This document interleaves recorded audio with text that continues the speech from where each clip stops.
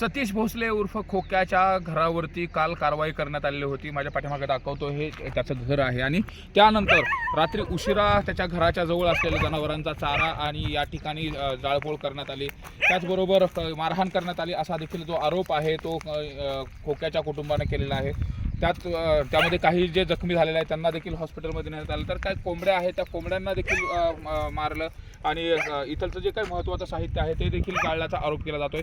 आपण त्याच ठिकाणी आहोत, या स्पॉटवरती। इथंच खोक्याचं घर होतं आणि वन विभागाची जागा असल्याचा देखील दावा केला जातो। विशेष म्हणजे जे घर वन विभागाने कारवाई करून पाडलंय ते आपण समोर दाखवतोय। ते खोक्याचं घर होतं, त्याचबरोबर त्याचे जे काही इतर कुटुंब होतं ते देखील या ठिकाणी होतं। मात्र काल ही कारवाई केल्यानंतर पुन्हा मध्यरात्री अज्ञात व्यक्तींनी येऊन मारहाण केल्याचा देखील आरोप केलेला आहे आणि त्यानंतर हे जे काही खोक्याचं कुटुंब आहे आता पोलीस स्टेशनमध्ये काही जण आहेत तर काही जण उपचारासाठी गेलेले आहेत। मात्र आपण पाहतोय मोठ्या प्रमाणात या ठिकाणी हे खोक्याने हे ग्लास हाऊस बांधलेलं होतं, पक्क घर बांधलेलं होतं। मात्र वन विभागाने त्याच्यावरती कारवाई केलेली आहे। त्यानंतर मात्र आता आदिवासी पारधी कुटुंबातील जे काही इतर लोक आहेत ते देखील आक्रमक झालेले, अशा पद्धतीने कारवाई केली आणि रात्रीची मारहाणीची घटना घडली, ज्या संदर्भामध्ये आता पोलीस प्रशासनामध्ये तक्रार देण्याची देखील प्रक्रिया सुरू आहे।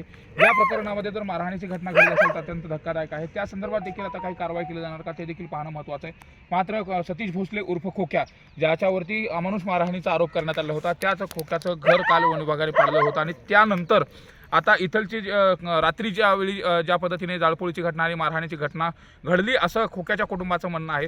त्या प्रकरणात आता काय गुन्हा दाखल होतो हे देखील पाहणं महत्त्वाचं आहे। सुरेश जाधव, न्यूज 18 लोकमत, बीड।